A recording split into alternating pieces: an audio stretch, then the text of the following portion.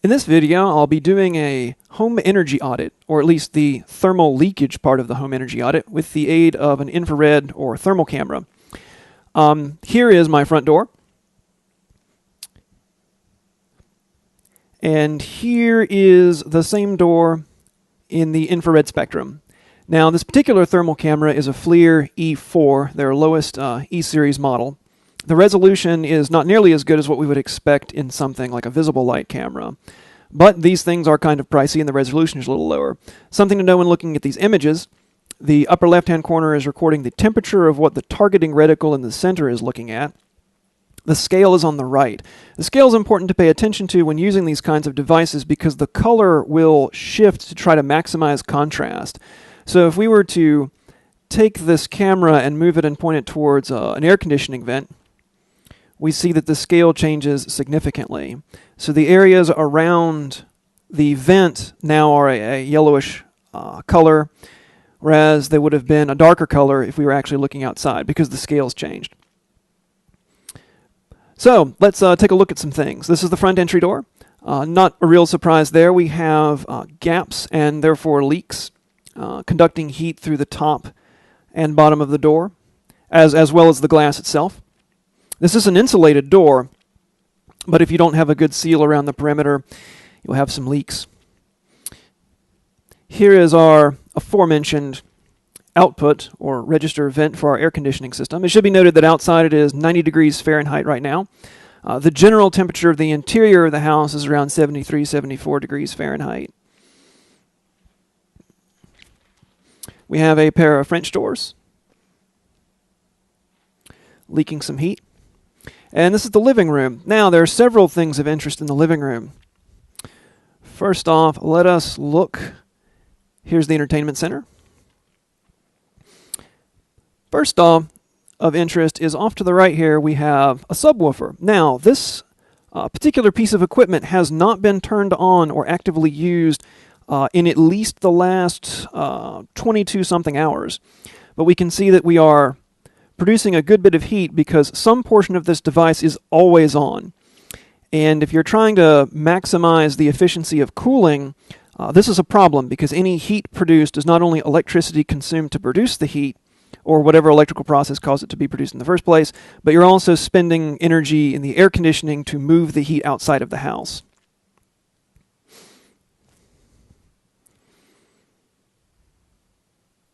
We can also see a bit of heat coming off the PS3 here. Now, something of note, the PS3 looks like it's sending off some heat from around this area. This is actually reflected. The plastic is metallized to give it a chromy finish, and that metallized film is a radiant barrier. It reflects infrared, and actually the infrared that it's seeing now is my infrared reflection in it. Over here, we have the home theater PC. Where its power supply located is somewhat obvious. And also off to the right, we have a UPS. And the UPS's batteries are pretty much in a constant state of charging. And so it is consuming some heat. Now, of a special interest is the wall behind it. Now, we don't see any form of duct or vent, but we clearly have something along this wall, up and down, that is cooler than the rest of it. And if we come around, here we have a sunroom, and we have an excellent contrast here, which we'll get to in a second. But over here, we have the UPS and the home theater PC. We have this cooler spot along the wall. Now, if we come around the corner, here we have a bookshelf. And we notice it's much cooler. And the bookshelf is hiding some of this. But if we go above the bookshelf, we can see bleed through. The main air conditioning trunk, or the main ducting trunk for this part of the house runs behind this wall. So in addition to detecting leaks, we can also tell something about the mechanical systems of the house. This isn't terribly surprising. In the sunroom, we have a vent here and over here. And in the infrared, they show up really well. So they're a lot colder than everything else. And we have heat galore bleeding in through the room. Now, something of great interest, and these are the types of things that are really cool to discover when you're doing these types of audits.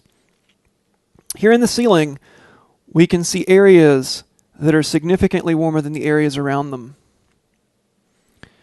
Sometimes this is bleed through from the heat coming out of windows. The hot air rises and starts heating your ceiling. This, however, is an indication that the insulation that exists above this ceiling does not cover all the way to the corner of the house. What we're looking at here is obvious an exterior wall because we have windows in it. So we're missing some insulation here.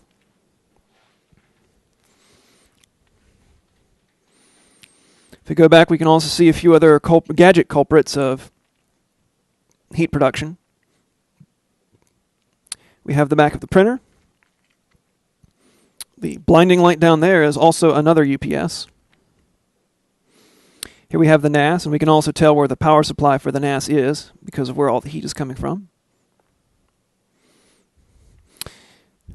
Now, on to a couple more interesting things.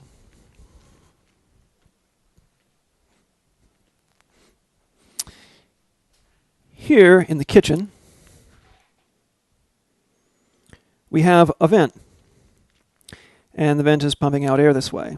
And if we look in the infrared, we can see that this is clearly very cold compared to the surrounding air. On the other side of the wall, however, we have a cold spot. This is an indication that the duct that feeds this vent is either tightly compressed against the wall, compressing the insulation, and we are conducting some heat through, in this case, losing heat to the AC. Or we actually have an air leak where the duct is not firmly affixed to the vent on the other side of the wall and some of the air is getting behind here and is cooling this wall. If it's cooling this wall from the inside, it also means it's cooling the spaces in between the walls, which isn't terribly useful for human comfort.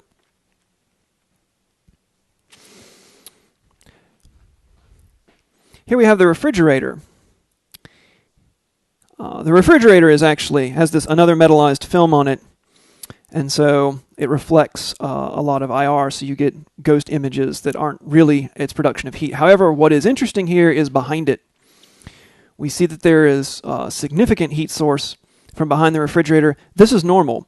Refrigerators, any kind of form of mechanical refrigeration doesn't make cooling so much as it moves heat elsewhere. So the interior of the refrigerator is cold because the heat is moved outside the refrigerator. In this case, the heat exchanger is on the back of the refrigerator, as is the general case, and so the area behind the refrigerator is being heated. That heat, of course, eventually makes its way into the house and is eventually removed from the house by your central air conditioner.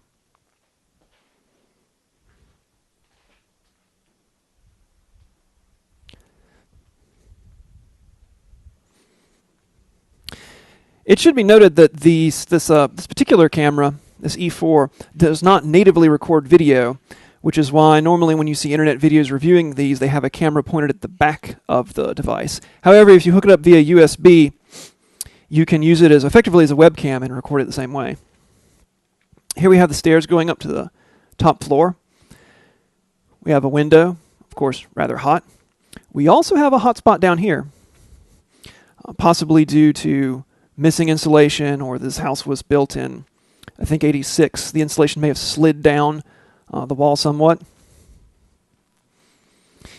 Here we have a set of vents, but these aren't particularly cold. This is an intake, or what they would call a return vent. This pulls air back into the air conditioning system, or into the central HVAC after it's circulated through the house.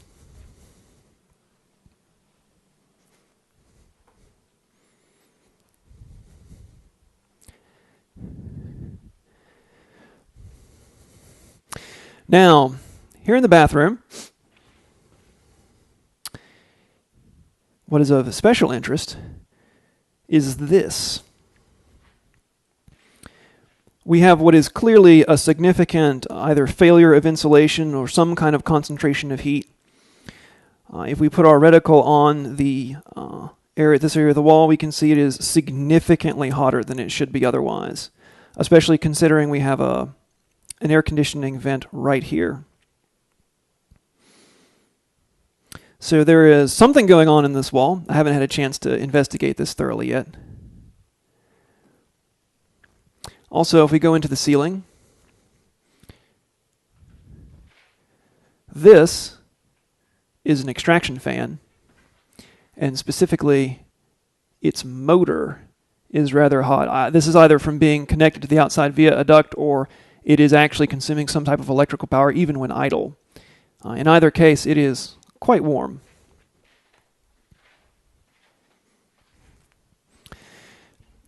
Here, in the master bedroom or master suite, the bedroom of the master suite, we have an output vent over here on the wall. We have an input or a return, which is quite hot. But the real takeaway from this particular room is up here. This room has a tray ceiling, and it is not uncommon whatsoever for insulation that's put on top of the tray ceiling to slip off over time. And some of these spots are very hot. But this is something that might be addressed by going up into the ceiling, taking a look around, seeing if insulation has fallen off, or even if you have sufficient insulation. When this house was originally built, the ceiling spaces, attic spaces, only had about 2 inches of fiberglass insulation in them. If you have a contractor come out to upgrade the insulation in these types of spaces, they'll probably put around 2 feet or so.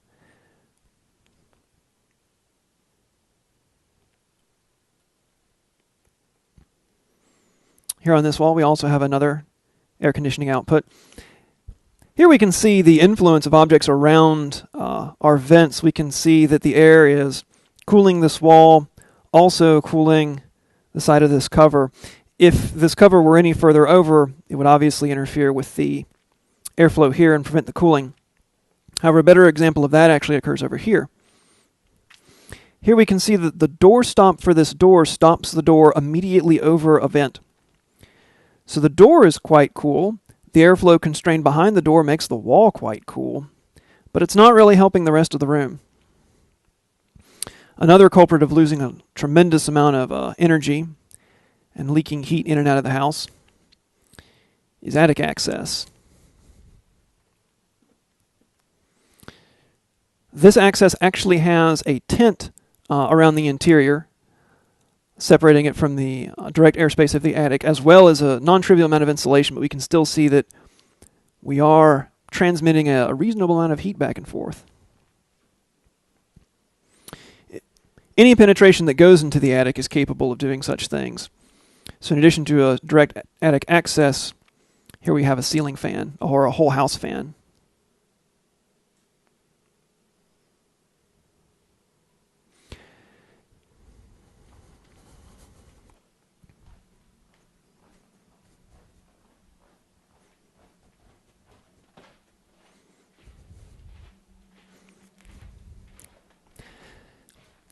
This is a bathroom in the process of being renovated. Here we have a conventional window, and there was formerly a window in this position as well. It, however, was removed when the house was re-sided. So outside of this window is siding and exterior foam insulation, and then there's this piece of plywood. However, there is, of course, no fiberglass insulation or interior drywall, and we can see, relative to the surrounding area, exactly how little insulation that's providing. Also of note, if we look over here at the hand towels, get a little bit more definition if we turn the light on. We see this dark spot. This dark spot is not present in the visible spectrum. This is water.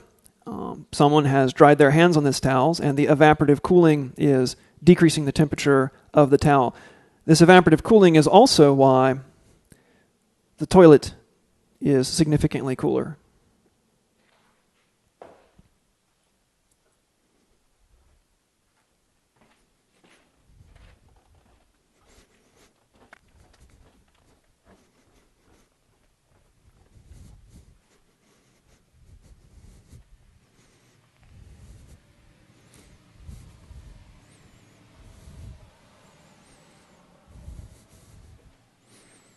And now we come here.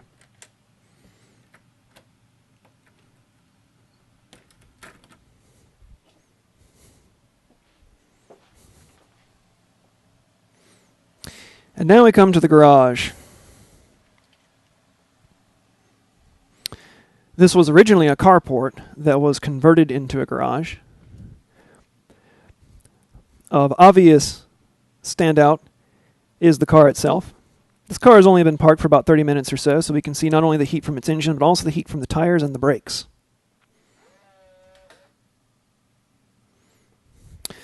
The walls of this garage are insulated. The ceiling, however, is not, as the walls were put in significantly later. A couple of interesting things to look at in spaces like this.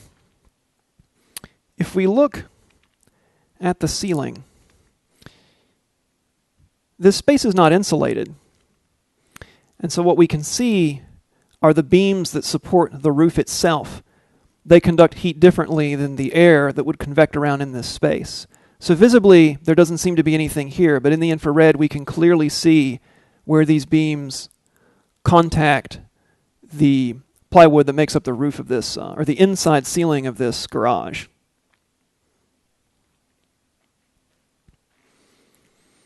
Also, we can take a look at the garage doors themselves. Now, these doors are insulated. However, the metal bits that hold them together conduct heat pretty well. Also, if we're looking at the back of the car, we can see what is effectively heat soak from wheels, brakes, and also at the back of the car, the exhaust system.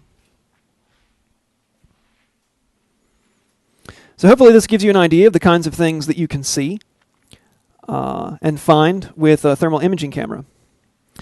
These cameras are actually quite expensive. This E4 model, the lowest in the E-series that FLIR makes, runs around $1,000, and it's the bottom line for this type of camera. However, you can find places that will rent them to you. And most of the time, you'll use them to identify problems, concerns within a structure, and then you're done with them, and you might possibly rent it once more if you wanted to verify that your fixes had actually worked. The best time to use these devices is generally when you can get the greatest contrast, either in the hottest or coldest parts of the year. And it will also change what you're looking for, the hot spots or the cold spots.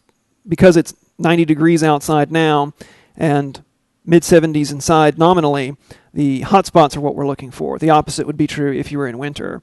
Winter, however, can be much more, you get a lot more contrast because the temperature difference between what humans are comfortable at and the kinds of climates we live in is significantly more extreme in terms of absolute temperature during winter. I hope that helps.